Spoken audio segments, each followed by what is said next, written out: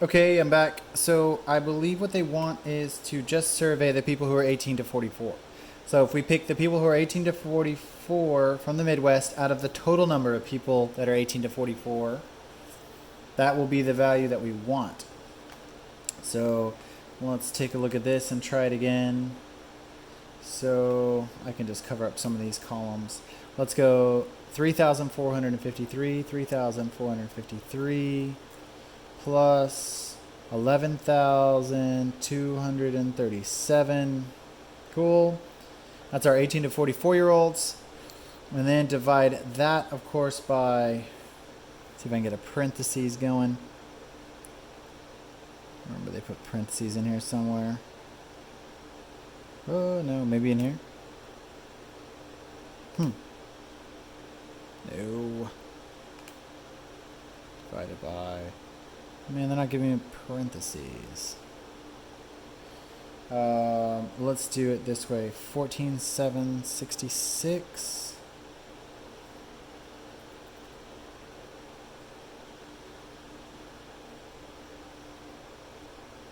This is a mess. Okay, hold on one second. Let's do 14,766 plus 47,896. 896. Okay. So there's our total 18 to 44-year-olds. Now we need to do that division. So we need to say 14,690 divided by 62,662. Seems like a lot of people. Let's see how that goes. There we go. 0.23, which is of course not even remotely close to what they have here, but that's the correct answer. They wanted the B value, 0.25. I guess that this would round to 0.24. That's as close as we can get. Okay, these questions aren't all wonderful, but that's just an example of it. So something to key into is they want us to be relative to the 18 to 24-year-olds, not to the total population. Okay, excellent. Onward. That was a good skippable question right there. Gestation period versus life expectancy. Okay, we got one graph for lots of questions. What is the life expectancy of years of animals that have the longest gestation period? So let's look at gestation period. Our longest one is right here. So life expectancy is quite low. 3 years. This has 3 years. Number 10. A, correct. So just reading that graph, I'll come up here and say the longest life expectancy is this little dot, this little piece of data, and it is 3 years. Just reading graphs at this point, nothing too serious here. Of the labeled points, which represents the animal for which the ratio of life expectancy to gestation period is the greatest? Interesting. So we need a ratio. So that means we actually have to do a bit of math, and they give us A, B, C, D, so we would need to actually work out each of these ratios. So this one would be about what?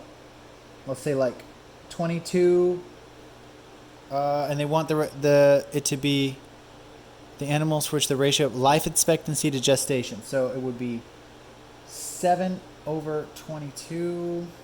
I'll write these down somewhere. So A is 7 over 22. Let's just estimate them. B is, interesting, 8 over 45. Okay, clearly 7 over 22 is the greatest so far. And then finally here we have D, which is 10 over, let's say, 51. And C, which is 8 over 51. Okay, interesting. So I'm guessing our 7 over 22 is the highest. Let's pull our calculator back up. This is when you'd have to do some rapid calculator action. So 7 divided by 22. I think this is going to be our biggest one. 0.31. Okay. And then 8 over 45. Let's do that one. 8 over 45. See, much lower. And then finally our D and C. So let's go 10 over 51.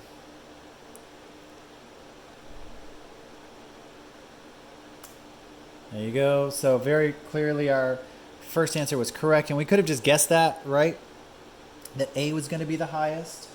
So that would be number 11. On my marker. Number 11A. And that would be A is equal to what, of course? About, what are we saying? 7/22. That's going to be our highest ratio. All the rest are much smaller than that.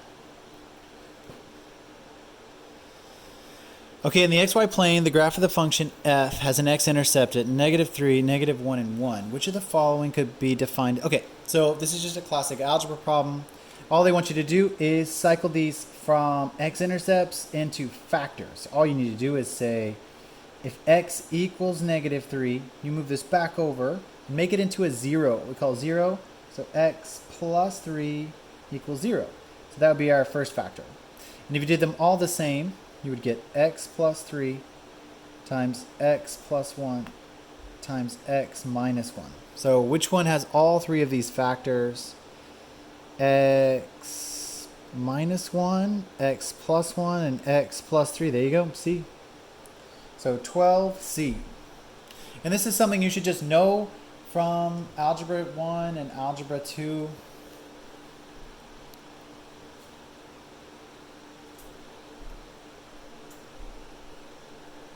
Cool.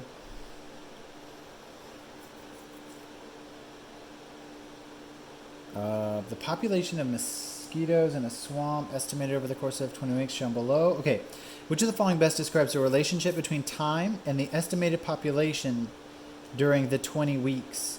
Okay, so what's happening here? 100, 1,000, 10,000. Clearly this is what? We're multiplying this by 10, and then multiply by 10, multiply by 10, multiply by 10. Cool. So it's being multiplied by 10. So is this linear or exponential? Clearly linear. And I would say linear growth, or linear, increasing linearly. So this is number 13, and I would go with, oh, it has exponential growth somehow. That's fun. So 100 times 10. This is why. Okay, it is exponential. Because we are multiplying, that's all. Times 10. So this would be our common ratio. Our R value would be 10. Cool. So the function would be f of x is some initial value of 100 times r to the x.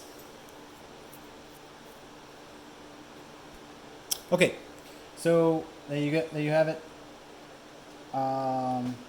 So that's not too bad, and this is like one time interval, another time interval, another time interval. So every 5 years, the population gets multiplied by 10. So that would be exponential growth. Cool. And because of multiplication. Let's see. Exponential growth. Okay, it looks like we've seen this exact problem before. The expression above gives the money in dollars generated by in a year of $1,000 deposit in a bank account with some percentage. It says, which of the following expressions shows how much additional money is generated at an interest rate of 5% than at an interest rate of 3%? Okay, how much additional money? So the rate comes in here. So it's some principal times 1 plus the rate, right, raised to the time. That's the general thing. Now, if we have time periods that this occurs over, it might be the rate divided by this time period, and the time period, the period times the time. So that's why all of this looks the same. So now, if they're looking for the difference in rates, we would look for some subtraction, right? So we just have 5 and 3 being divided. This is an interesting problem. Let's see. So to figure this out, we have got two choices. This looks pretty good, right? And this is kind of leading us down to this idea. Could you just subtract these two values? So we could go down this and actually figure this out. But this would be having some principal of $1,000, right? And having an increase by 2%. So the question is that equivalent, that 2%? Obviously 5 minus 3 is 2. But is that equivalent to actually following how much money you would make if you did it at 5% and at 3% and then just subtracted those two values from each other.